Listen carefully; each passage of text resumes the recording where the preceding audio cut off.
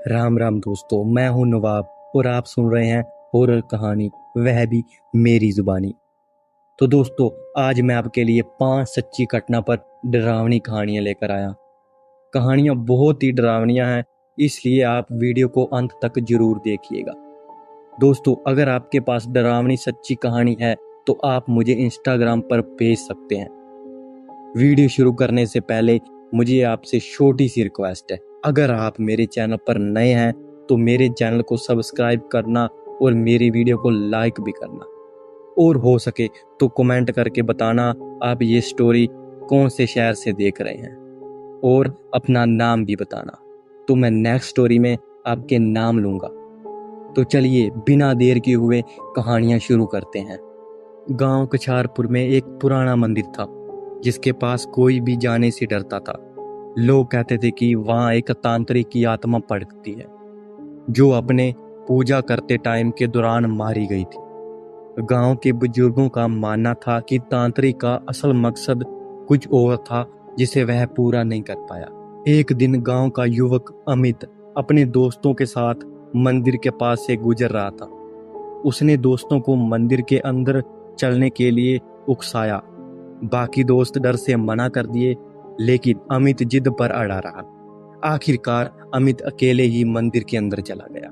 मंदिर के अंदर का माहौल ठंडा और भयानक था। अमित ने देखा कि एक कोने में एक पुरानी किताब और कुछ अजीब से प्रतीक बने थे। उसने किताब उठाई और पन्ने पलटने लगा। अचानक एक जोरदार हवा का झोंका आया और मंदिर के दरवाजे अपने आप बंद हो गए। अमित को लगा कि कुछ अजीब हो रहा है। उसने जल्दी से किताब को वहीं छोड़कर बाहर जाने की कोशिश की, लेकिन दरवाजा नहीं खुला। तभी उसे एक गहरे रहस्यमयी आवाज सुनाई दी, क्यों आया है यहाँ? तेरा अंत करीब है। अमित का दिल जोर से धड़कने लगा। उसे लगा कि वह फंस गया है और बाहर निकलने का कोई रास्ता नहीं। तभी अचानक से मंदिर के अंदर एक परछाई दिखी जो धीरे धीरे अमित की तरफ बढ़ने लगी। अमित ने अपने फोन की टॉर्च जलाई, लेकिन परछाई नहीं रुकी। उसके कदम धीरे धीरे भारी होने लगे और उसने महसूस किया कि उसके पैरों को कुछ जकड़ रहा है।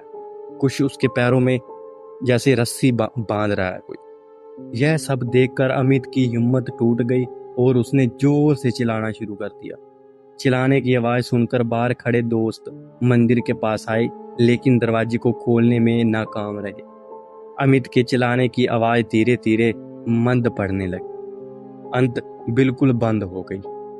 अमित के दोस्तों ने गांव वालों को बुलाया, लेकिन जब वह सब मंदिर पहुंचे और दरवाजा खोलने में सफल हुए तो अंदर अमित कहीं नहीं मिला। सिर्फ वो पुरानी किताब वहीं पड़ी थी और उसके पन्नों पर तांत्रिक के पूजा करने की कहानियां लिखी थी। इस घटना के बाद गांव में अजीब अजीब घटनाएं होने लगी। लोग कहते थे कि अमित की आत्मा तांत्रिक की आत्मा के साथ भटक रही है और अब गांव पर कुछ भयानक आने वाला है। क्या हुआ अमित के साथ? तांत्रिक की आत्मा का रहस्य क्या है? जानने के लिए बने रहें और हमारे चैनल को दोस्तों सब्सक्राइब कर लें। तो क्या गांव कछारपुर में अमित के गायब होने के बाद से ही अजीब घटनाएं होने लगी। गांव के लोग अपने घरों में अजीब सी आवाजें सुनते, छिपाए देखते और कई बार उनमें सामान खुद ब खुद हिलते डुलते देखते। इन घटनाओं से गांव वालों में डर का माहौल पैदा हो गया था। अमित के माता पिता अपने बेटे के गायब होने से बेहद दुखी थे। वह हर जगह उसके बारे में पता लगाने की कोशिश कर रहे थे, लेकिन कोई सुराग नहीं मिल रहा था। तभी गांव के एक बुजुर्ग ने बताया कि उसे एक प्रसिद्ध तांत्रिक के बारे में पता है जो ऐसी रहस्यमयी घटनाओं को सुलझाने में माहिर है। अमित के माता पिता ने तुरंत उस तांत्रिक से मिलने का फैसला किया। वह तांत्रिक गांव से कुछ किलोमीटर दूर एक पुराने सुनसान इलाके में रहता था। जब वह वहां पहुंचे तो तांत्रिक ने उन्हें बताया कि अमित की आत्मा अब तांत्रिक की आत्मा के बंधन में है और उसे मुक्त करने के लिए एक विशेष पूजा करनी पड़ेगी। तांत्रिक ने बताया कि उन्हें उस पुराने मंदिर में जाकर वही किताब फिर से ढूंढनी होगी और उसमें लिखे जो पूजा लिखी हुई है उसकी पूरा करना होगा। यह सुनकर अमित के माता पिता घबरा गए, लेकिन अपने बेटे को बचाने के लिए उन्होंने तांत्रिक की बात मान ली। रात के अंधेरे में तांत्रिक अमित के माता पिता और कुछ गांव वालों के उस पुराने मंदिर पहुंचे। मंदिर का माहौल और भी डरावना हो गया था। तांत्रिक ने मंदिर के अंदर जाकर वह किताब ढूंढी और एक खास पुष्ट पर पहुंचा। उसने अपने साथ लाए गए सामान को मंदिर के बीच में रखा और पूजा शुरू की। जैसे ही तांत्रिक ने मंत्रों का उच्चारण करना शुरू किया, मंदिर के अंदर की हवा और भी ठंडी हो गई। एक जोरदार आवाज आई और मंदिर के दरवाजे अपने आप बंद हो गए। सभी लोग डर के मारे एक दूसरे से चिपक गए। तभी एक धुंधली परछाई मंदिर के कोने में दिखाई दी और धीरे धीरे तांत्रिक की ओर बढ़ने लगी। तांत्रिक ने अपनी आंखें बंद कर ली और मंत्रों का उच्चारण तेज कर दिया। अचानक परछाई ने एक भयानक रूप ले लिया और जोर से चिल्लाया, मुझे रोको, नहीं वरना सबका अंत हो जाएगा। लेकिन तांत्रिक ने हार नहीं मानी और मंत्रों का उच्चारण जारी रखा। तभी एक जोरदार धमाका हुआ और मंदिर के बीचों बीच एक तेज रोशनी फैल गई। उस रोशनी में अमित की आत्मा दिखाई दी, जो धीरे धीरे उस तांत्रिक की आत्मा से अलग हो रही थी। तांत्रिक ने अपने मंत्रों के माध्यम से अमित की आत्मा को मृत्यु कर दिया और वह अपने माता पिता की ओर बढ़ी। लेकिन अभी तांत्रिक ने अपनी पूरी शक्ति से तांत्रिक की आत्मा को भी बांध दिया और उसे हमेशा के लिए शांत कर दिया। मंदिर के दरवाजे फिर से खुल गए और सब लोग बाहर निकल आए। अमित की आत्मा अब स्वतंत्र थी। उसने अपने माता पिता को अंतिम विदाई दी और गांव वालों ने इस घटना के बाद मंदिर को हमेशा के लिए बंद कर दिया और वहां से जाने का बोर्ड लगा दिया, यहाँ जाना मना है। ये थी हमारी पहली स्टोरी। ये स्टोरी को सेंड करने वाला, उसका नाम है दीपक, और मैं शहर का नाम नहीं बताऊंगा क्योंकि ये हमारी पॉलिसी के खिलाफ है। तो चलिए, नेक्स्ट स्टोरी है डायन की, जो सच्ची और डरावनी कहानी है। तो चलिए शुरू करते हैं। एक गांव सुंदर था और वहां के लोग अपनी सरल जिंदगी में खुश थे। लेकिन एक दिन एक अजीब घटना ने गांव में खौफ मचा दिया। एक रात गांव के एक खेत में एक बुजुर्ग महिला की मृत्यु पाया गया। गांव वालों ने उसका अंतिम संस्कार किया, लेकिन उसके साथ कुछ अजीब चीजें हुई जो किसी को समझ में नहीं आई। उस महिला के अंतिम संस्कार के बाद से ही गांव में अजीब घटनाएं होने लगी। रात को गांव वाले गहरी नींद में सोते तो उन्हें अजीब अजीब आवाजें सुनाई देती। किसी को लगता था कि उसके दरवाजे पर कोई खड़ा है, तो किसी को घर के अंदर चीखें सुनाई देती। धीरे धीरे गांव में यह मान्यता बनने लगी कि उस बुजुर्ग महिला की आत्मा अब एक डायन बन चुकी थी। गांव के युवा, जो कभी उन बातों पर विश्वास नहीं करते थे, अब रात के समय घर से बाहर निकलने में डरने लगे। एक रात गांव के एक युवक, जिसका नाम था राजू ने अपने दोस्तों के साथ मिलकर तय किया कि वह इस रहस्यमय घटना का सच जानने के लिए उस महिला के घर जाएंगे, जो अब खंडर में बदल चुका था। राजू और उसके दोस्त रात के अंधेरे में खंडर की ओर बढ़े। जैसे ही वह अंदर गए, उन्हें महसूस हुआ कि वहां का माहौल काफी ठंडा और डरावना था। एक पुराने कंबल और कुछ पुरानी वस्तुएं वहां बिखरी पड़ी थी। अचानक उन्हें एक ऊंची धीमी हंसी सुनाई दी। यह हंसी धीरे धीरे ऊंची होती गई, मानो कोई उनके पास खड़ा हो और उन पर हंस रहा हो। राजू और उसके दोस्त डर के मारे कांप रहे थे, लेकिन राजू ने हिम्मत दिखाते हुए एक पुरानी किताब को देखा, जो किसी अलमारी के कोने में पड़ी थी। किताब को खोलते ही एक अजीब सा धुंधला प्रकाश फैल गया और एक भयावह शव उनके सामने उभरने लगी। शव एक महिला की थी, जिसकी आंखें जलती हुई प्रतीत हो रही थी।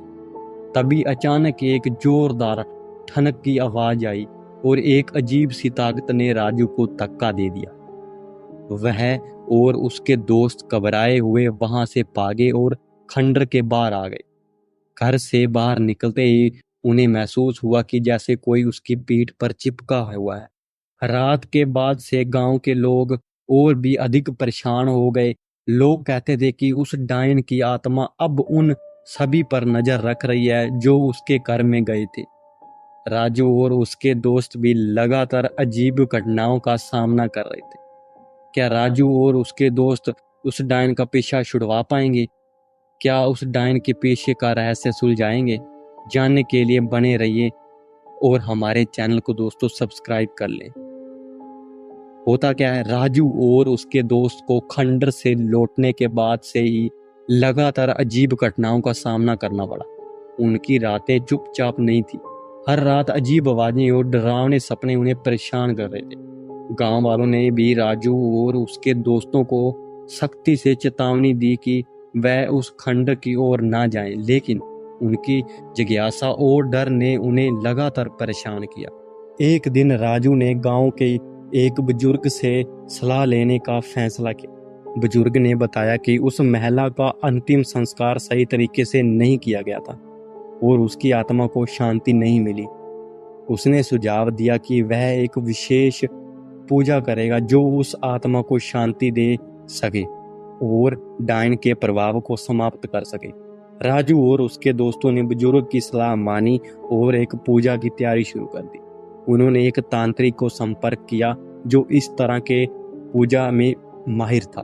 तांत्रिक ने बताया कि उन्हें खंडर के पास एक पुराना मंदिर ढूंढना होगा और वहां पूजा करनी होगी। इसके लिए उन्हें विशेष मंत्र और पूजा सामग्री और तांत्रिक की सहायता की आवश्यकता हुई। रात के समय तांत्रिक राजू और उसके दोस्त मंदिर के पास खंडर में पहुंचे। वहां का माहौल अब और भी डरावना हो गया था। तांत्रिक ने मंदिर के अंदर एक बड़ा हवन किया और विशेष मंत्रों का जाप किया। जैसे जैसे पूजा शुरू हुआ, खंडर की हवा ठंडी और अजीब हो गई। अचानक जोरदार ठनक की आवाज सुनाई दी और मंदिर के अंदर अंधेरा छा गया। सब लोग भयभीत हो गए। तांत्रिक ने अपना मंत्रोच्चारण जारी रखा और हवन का आग को तेज कर दिया। तभी एक भयानक चिल्लाहट सुनाई दी और एक धुंधली परछाई ने मंदिर के अंदर प्रवेश किया। वह परछाई धीरे धीरे एक महिला के रूप में स्पष्ट होने लगी, जो वही बुजुर्ग महिला थी। महिला ने एक भयानक आवाज में कहा, मुझे शांति नहीं मिली और तुम सबको भी शांति नहीं मिलेगी। तांत्रिक ने तुरंत एक विशेष मंत्र का उच्चारण किया और हवन की अग्नि को और तेज कर दिया। महिला की परछाई धीरे धीरे मध्य होती गई और अंत एक तेजी रोशनी के साथ गायब हो गई। जैसे ही परछाई गायब हुई, मंदिर का माहौल सामान्य हो गया। राजू और उसके दोस्त राहत की सांस ली और तांत्रिक ने बताया ये पूजा सफल रही और डायन की आत्मा को शांति मिल गई। तो दोस्तों, ये थी हमारी दूसरी कहानी। इस कहानी जिसके साथ आप बीती है उसका नाम है सुरेश।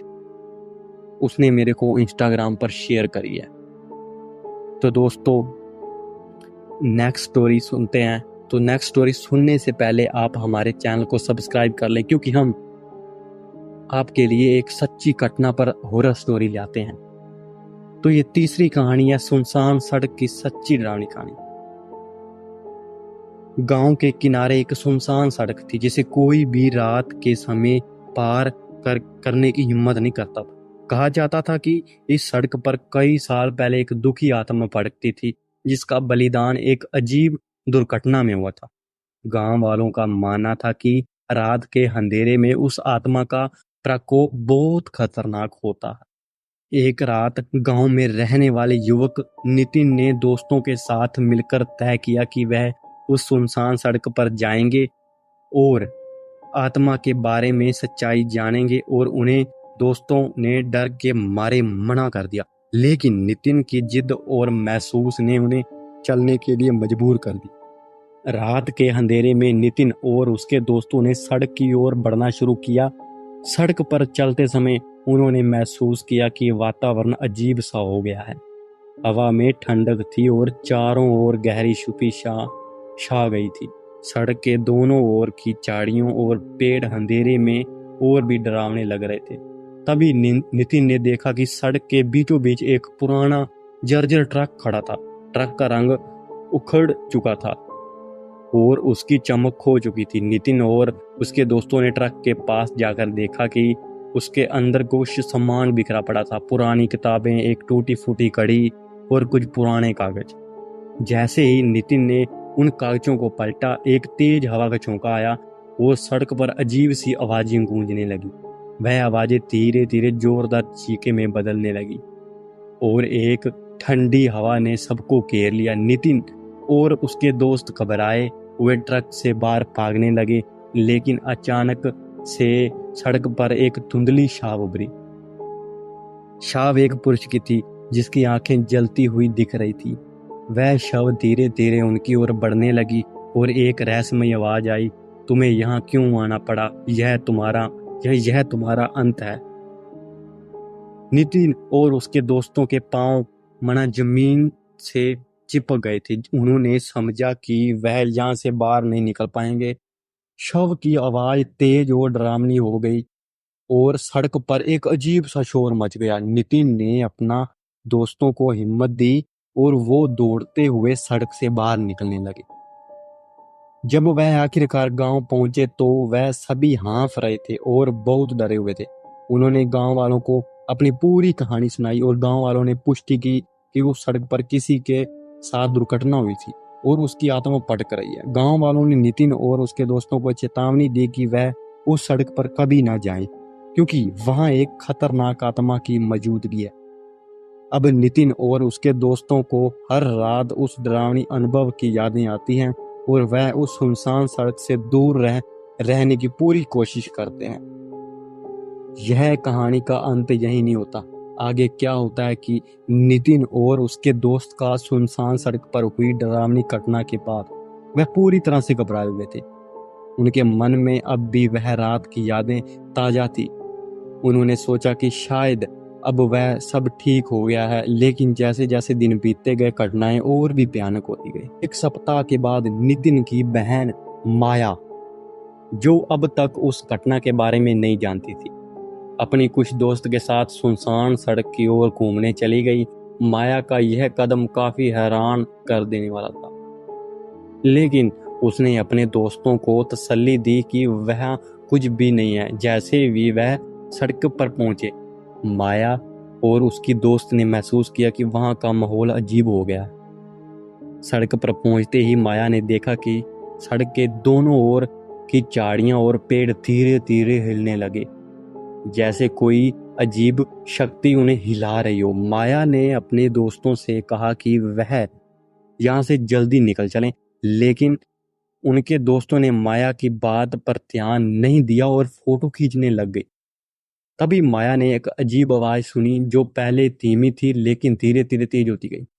वह आवाज एक चीख की तरह सुनाई देने लगी। माया और उसकी आवाज ने देखा कि सड़क के बीचों बीच वही धुंधली शव उभर रही थी जिसे नितिन और उसके दोस्तों ने देखा था। शव धीरे धीरे उनके पास आ रही थी और उसकी आंखों में अब भी भयानक दिख रही थी। माया और उसकी दोस्तों ने घबराकर भागने की कोशिश की, लेकिन सड़क पर एक अजीब सा बांदा खड़ी हो गई जिसके वह आगे नहीं बढ़ पा रहे थे। शव की आवाज अब और भी डरावनी हो गई और उसकी चीखें सड़क पर गूंजने लगी। माया ने अपने दोस्तों को सांत्वना दी और उन्हें हिम्मत दी कि वह सब मिलकर शव से बचने के लिए एक योजना बनाने लगे।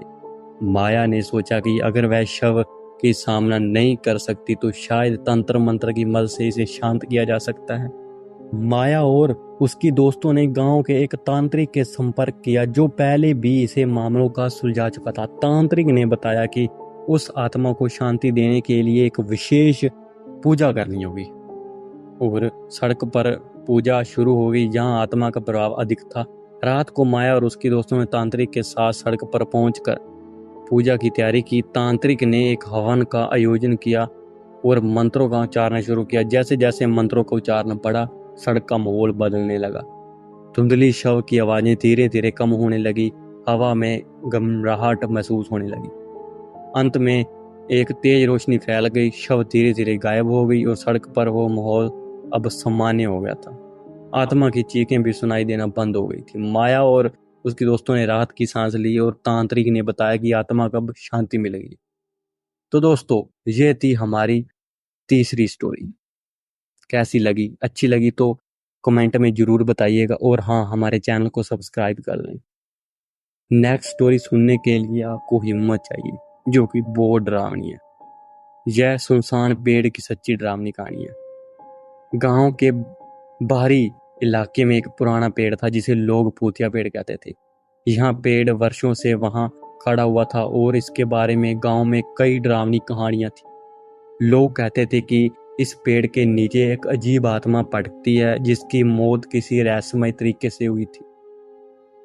एक दिन गांव का युवा अजय अपने दोस्तों के साथ मिलकर उस पेड़ के पास जाने का फैसला करता है। उसके दोस्त डर से मना कर देते हैं, लेकिन अजय का जिज्ञासा और साहस उसे पेड़ के पास ले आता है।